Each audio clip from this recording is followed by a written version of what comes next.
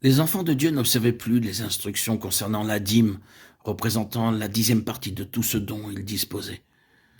Que personne ne pense, lorsque nous mentionnons la dîme, que nous voudrions suggérer l'idée que le 10e seulement appartient au Seigneur et que les autres 9 dixièmes nous appartiennent. C'est là une fausse compréhension des Écritures. Le 10e représentait le tout et comprenait le principe que le tout était considéré comme étant au Seigneur. C'était une preuve et un témoignage que tout appartenait au Seigneur. Et lorsque la dîme était présentée, elle était dans cet esprit. La 10e partie du tout était donnée au Seigneur, en témoignage que tout était à lui. Nous disposons du tout pour lui, car c'est de lui que tout nous vient. Lorsque nos vies pénètrent dans ce domaine, il en découle une bénédiction divine. Je ne sais pas si vous avez institué la dîme, cela n'est que le commencement. Vous constaterez que lorsque cela a été bien établi, le Seigneur rend possible quelque chose de beaucoup plus grand. Et vous serez surpris de la bénédiction du Seigneur qui vous arrive de cette manière.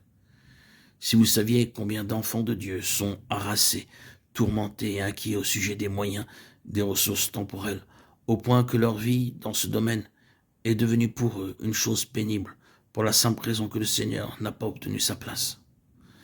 Honore l'Éternel de tes biens et des prémices de tout ton revenu. Proverbe 3,9. Ceux qui m'honorent, je les honorerai. 1 Samuel 2,30. Nous expérimenterions beaucoup de soulagement à notre détresse temporelle si nous reconnaissions seulement ce principe divin qui demande que nous considérions toute chose comme lui appartenant. Et si nous prenions soin à ce que le Seigneur soit, dès le début, honoré par sa dîme, par son 10e, permettez-moi cette parole, car il est peut-être bon d'y mettre encore cet accent. Dieu a droit sur tout. Notre dîme n'est que l'expression de notre témoignage initial, au fait que tout appartient au Seigneur, que tout doit être géré et employé comme lui appartenant. Néhémie rétablit cela. Il rendit au Seigneur sa place en relation avec les ressources et les moyens dont disposait son peuple.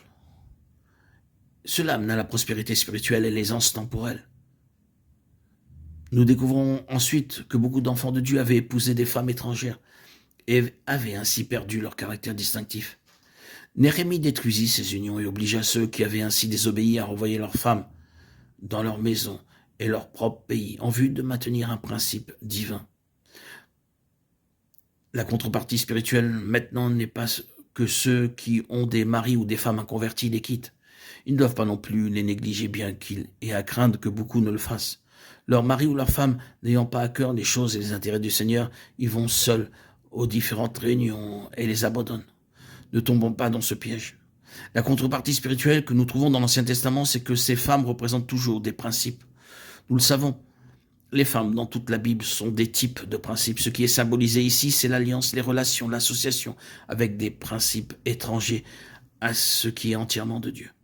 Toute association volontaire avec ces principes détruit ces traits spirituels distinctifs qui doivent toujours caractériser le peuple du Seigneur. Cela couvre un champ très vaste et comprend des choses innombrables, mais cette application embrasse tout.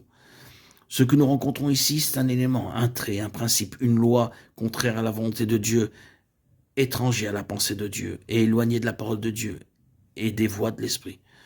Ce qui est en vue ici, c'est une association volontaire avec ces choses que nous avons autorisées à entrer en relation avec nous. Le résultat dans la voie que nous suivons sera alors un fruit qui est un mélange des choses de Dieu et des choses de l'ennemi. S'il se trouve une chose qui est en parfaite abomination aux yeux de Dieu, selon ce que le rappelle sa parole, c'est bien le mélange. Dieu veut disposer de choses entières, complètes, absolues, claires, bien définies et provenant toutes de lui-même. Et cette muraille de Néhémie représente la marque qui sépare ce qui est de Dieu et ce qui n'est pas de Dieu. Il n'est pas simplement question de nuances ou de divers degrés dans ce qui n'est pas de Dieu, mais de ce qui n'est pas de Dieu dans son caractère le plus absolu. Ce qui est à l'intérieur doit être de Dieu jusqu'à la mesure extrême, et ce qui n'est pas de Dieu n'y trouve aucune place. C'est pourquoi ces femmes devaient être expulsées de ce lieu et renvoyées. C'est un principe spirituel qui est en vue. Dieu est opposé au mélange. Or, il y a beaucoup de mélange parmi le peuple du Seigneur.